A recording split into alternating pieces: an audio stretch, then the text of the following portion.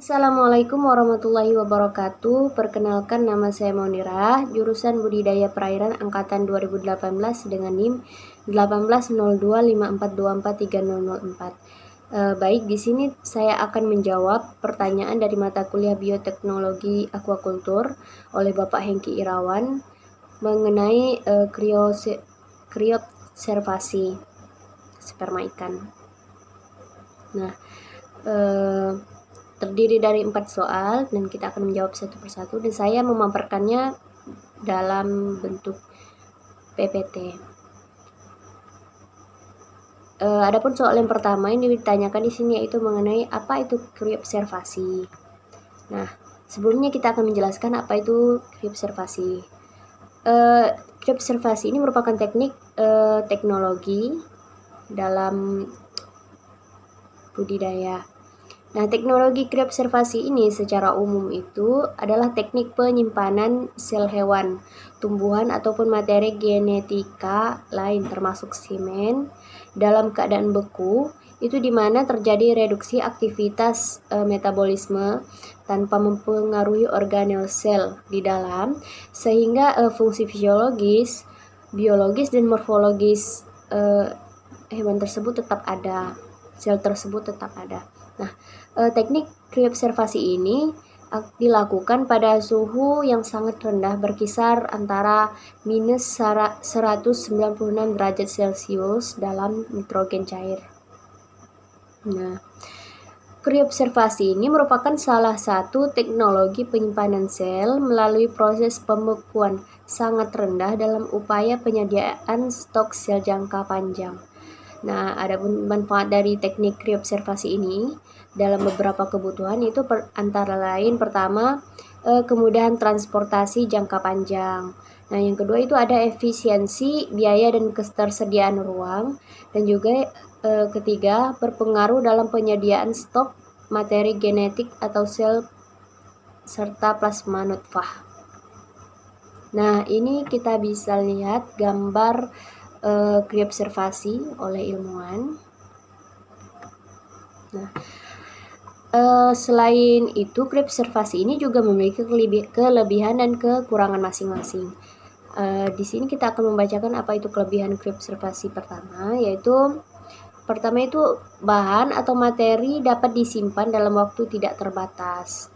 Nah, yang kedua, adapun kelebihan kedua, ini dapat dikoleksi setiap saat. Selanjutnya, yang ketiga, dapat digunakan kapan saja bila kita dibutuhkan, bila barang itu dibutuhkan. Nah, yang keempat, kelebihannya itu melestarikan plasma nutfah yang mendekati kepunahan. Selanjutnya yang kelima, tidak perlu mengimpor atau memelihara pejantan unggul. Cukup dilakukan kriobservasi untuk memelihara sel yang unggul. Nah, yang keenam, tidak membutuhkan ruangan yang besar karena tabung nitrogen cair cukup memadai untuk menyimpan bahan dalam ragam dan jumlah yang banyak. Serta yang terakhir, kelebihannya itu tidak menyebabkan perubahan material genetik yang disimpan. Nah, selain ada kelebihan, kriobservasi ini juga memiliki kekurangan. Di antaranya itu, pertama, biaya pelaksanaannya itu cukup mahal. Nah, yang kedua, memerlukan tenaga yang terampil dan berpengalaman. Yang ketiga itu, nitrogen cair perlu tersedia secara kontinu, tidak boleh terputus-putus. Nah, yang keempat, hanya semen yang berkualitas baik yang dapat atau yang layak dibekukan menurut Toilliere tahun 1985. Selanjutnya kita akan lanjut ke nomor 2. Yang ditanyakan di sini adalah kriobservasi dalam budidaya, khususnya budidaya ikan aquacultur. Nah, dalam perikanan khususnya budidaya, kriobservasi dapat bermanfaat dalam konservasi plasma nutfah atau spesies ikan yang hampir punah atau terancam punah. Nah, teknik ini juga dapat dimanfaatkan dalam penyediaan stok sel untuk peningkatan produktivitas budidaya. Bahkan teknik ini tuh telah menjadi industri tersendiri bernilai komersial. Meskipun begitu, ada juga kriobservasi yang masih dalam tahap penelitian, yaitu biasanya kriobservasi yang telah berhasil adalah kriobservasi uh, uh, kriopservasi sperma. Namun yang masih dalam tahap penelitian itu mengenai kriopservasi embrio dan telur. Nomor 2 sudah selesai, kita lanjutkan ke nomor 3. Yang ditanyakan di sini pada nomor 3 yaitu mengenai cara kerja kriopservasi pada sperma ikan. Nah, proses kriopservasi membutuhkan krioprotektan yang berfungsi sebagai pelindung sperma atau embrio selama proses pembekuan. Krioprotektan yang umum digunakan dalam kriopservasi sperma ikan ini adalah dimethyl sulfoxide atau biasa disingkat dengan DMSO dan kuning telur. Nah, DMSO itu sendiri merupakan krioprotektan yang bekerja di dalam sel atau permeating krioprotektan, sedangkan kuning telur bekerja di luar sel atau dikenal dengan non-permeating krioprotektan. Nah, di sini ada kita lihat bagaimana kriopservasi ini terjadi. Adapun mekanisme kerjanya itu mengakibatkan perubahan bentuk fisik dari fase cair yang kemudian menjadi fase padat, ataupun sebaliknya dari fase padat kembali ke fase cair. Nah, adapun mekanisme kerjanya menurut fisika, dalam hal fisika itu terjadi penurunan temperatur pada tekanan normal disertai dengan dehidrasi sampai tingkat tertentu dan mencapai temperatur jauh di bawah 0 derajat Celcius atau dalam kurung sekitar minus 196 derajat Celcius, atau bisa juga disebut dengan deep freezing, pembekuan. Nah, hal penting terkait keberhasilan pembekuan embrio contohnya. Nah, keberhasilan pembekuan embrio tergantung dari jenis embrio melalui upaya manipulasi media atau krioprotektan. Percepatan derajat pendinginan, pengaturan suhu selama pemaparan, pendinginan, penyimpanan, dan pencairan. Dalam penyediaan krioprotektan yang harus diperhatikan itu adalah faktor konsentrasi khusus untuk embrio. Nah, di sini kita bisa lihat proses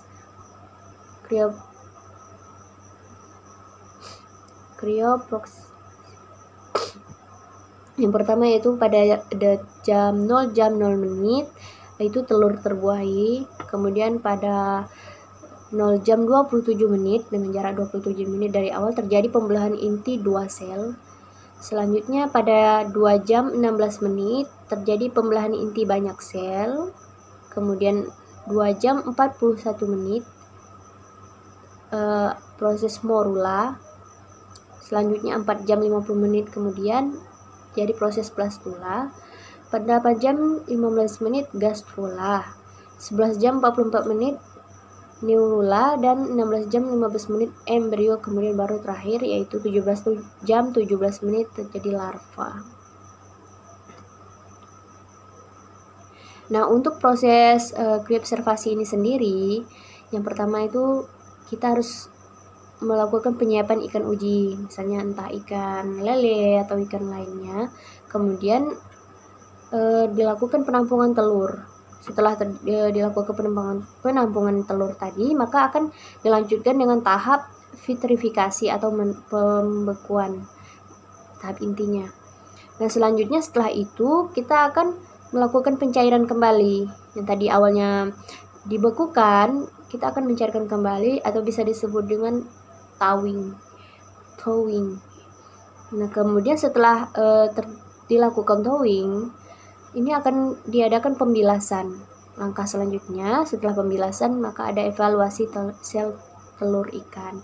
Nah, selanjutnya baru terakhir yaitu fertilisasi in vitro.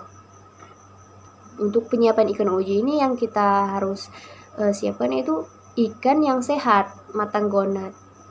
Dan selanjutnya akan dilakukan penyuntikan hormon ovaprim. Nah, untuk penampungan telur kita lakukan pada wadah, nah ditimbangkan dan diberi larutan fisiologis. Nah, pada tahap vitrifikasi atau pembekuan itu direndam dengan dimethyl sulfoxide atau DMSO sebanyak 4-5 tetes selama 10 menit. Nah, telur ikan contoh yang diambil di sini itu tentang ikan mas. Telur ikan emas ini akan dimasukkan pada Eppendorf, kemudian dipapar dalam nitrogen cair dengan suhu minus 156 derajat Celcius selama 10 menit. Nah, pada pencairan kembali atau disebut thawing, ini kita lakukan penempatan Eppendorf pada rak tabung reaksi selama 10 menit. Hal ini itu bertujuan untuk mengadaptasikan pencairan dengan merendam Eppendorf ke dalam air 30 derajat Celcius selama 15-20 menit. Atau bisa kita gunakan cawan Petri. Nah, untuk pada pembilasan, kita mengeluarkan telur ikan emas tadi, contohnya dari Eppendorf, dan ditempatkan pada cawan Petri. Selanjutnya membilas telur tersebut dengan NaCl sebanyak 2 kali untuk menghilangkan cryoprotectant di MSO tadi. Nah, untuk evaluasi telur ikan, dan kita bisa lihat gambar, ada nomor 1, 2, 3, dan 4. Nomor 1 itu merupakan kualitas telur ikan. Ada sel TK. Yang kedua itu sel granulosa. Yang ketiga itu zona paluda. Dan yang keempat itu inti sel. Nah, soal nomor 3 sudah selesai. Selanjutnya kita akan menjawab soal keempat. Yang ditanyakan di sini pada soal keempat yaitu mengenai keuntungan kriobservasi sperma ikan terkait kondisi geografis Kepulauan Riau khususnya, karena kita berdomisili di Kepulauan Riau. Di sini saya akan menjawab, dikarenakan kondisi geografis Kepulauan Riau yang tersebar ini dari banyak pulau, memungkinkan jika tidak dilakukan kriobservasi sperma ikan.